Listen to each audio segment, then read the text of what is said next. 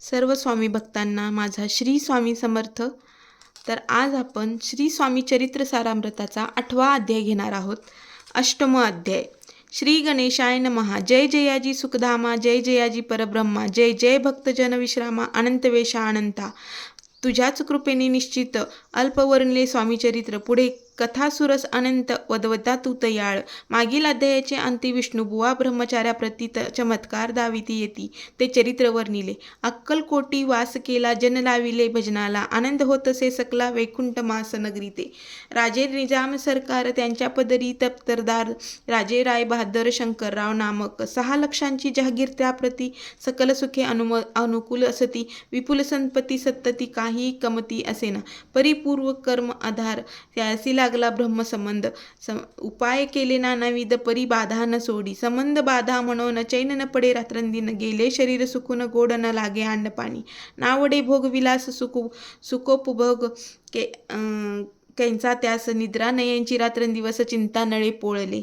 केली कित्येक अनुष्ठाने तशीच ब्रह्मन संतपरणे, बहुसाल दिधली दाने आरोग्य व्हावे म्हणून.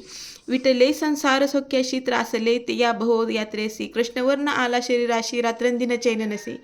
विधने लेख भाळी लिहिला तो न चुकीची कनवला, तदनुसार पाणी मात्राला भोगणे प्राप्त असे की. कोणा लागी जावे शरण मजवरी, कृपा करील कोण सोडविल व्याधीपासून ऐसा कोण समर्थ. मग केला एक विचार प्रसिद्ध क्षेत्र श्री गाणगापूर, तेथे जाऊन अहोरात्र दत्त सेवा करावी. ऐसा विचार करून तत्काळ आले त्या स्थानी, स्वतः बसले अनुष्ठानी व्याधीवर व्हावया.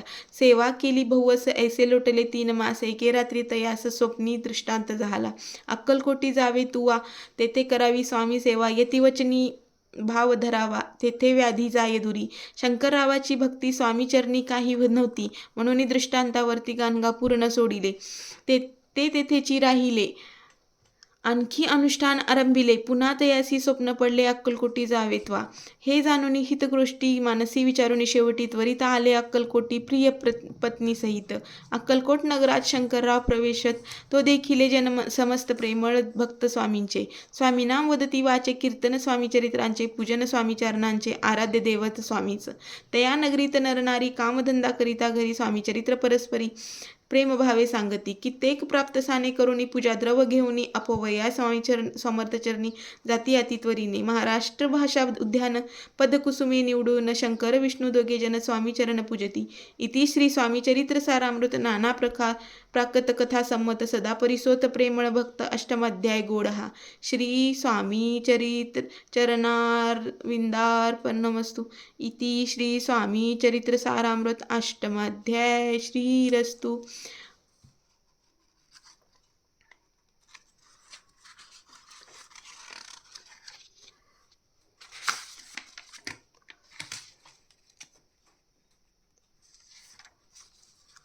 आठव्या अध्यायाचा कथासार पुढील प्रमाणे आहे.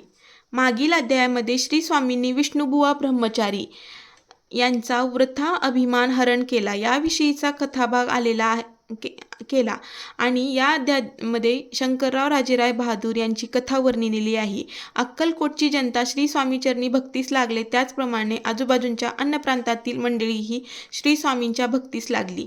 तत्कालीन निजाम सरकारच्या राजवटीमध्ये दप्तरदार असलेले संपन्न व सुखी असलेले शंकरराव राजेराव बहादूर ब्रह्मसंबंधाच्या तापामुळे व्यतीत होते. पूर्वयुगामुळे आलेल्या संबंध बांधेने त्यांचे जगणे मुश्किल झाले होते. 6 लाखांची जहागिरी तसेच सर्व प्रकारची सुखी अनुकूल असताना देखील दुःखी असलेल्या शंकररावांनी संबंध बाधेतून मुक्त होण्यासाठी बरेच द्रव्य खर्च केले. अनुष्ठाने, अन्नदान, ब्राह्मण संतपर्णे केली, दानधर्म केला, तरी देखील फायदा झाला नाही. उलट शरीर काळवंडले, शारीरिक व्याधी उद्भवली, मनाची तळमळ आणि घालमेल दिवसागणिक वाढू लागली. नियतीने लिहिलेले पूर्वसंचित दूर करणारा सत्पुरुष भेटेल का आणि या वादीतून आपली मुक्तता होईल का, या विचारात शंकरराव गाणगापुरास गेले आणि तेथे अहोरात्र दत्तसेवा करू लागले. 3 महिन्याहून अधिक काळ त्यांची सेवा झाल्यानंतर एका रात्री त्यांना अक्कलकोटात जाऊन श्री स्वामी सेवा करावी असा दृष्टांत आला. शंकररावांना श्री स्वामीविषयी फारशी माहिती नसल्यामुळे ते अक्कलकोटास न जाता गाणगापुरातच थांबले. तेव्हा पुन्हा एकदा त्यांना अक्कलकोटास जावे असा दृष्टांत आला. या कारणाने शंकरराव राजेराव बहादूर गाणगापुराहून निघाले आणि अक्कलकोटेस येऊन पोहोचले. अशा प्रकारे आपला श्री स्वामी चरित्र सारामृताचा 8वा अध्याय संपलेला आहे. तर सर्वांना श्री स्वामी समर्थ.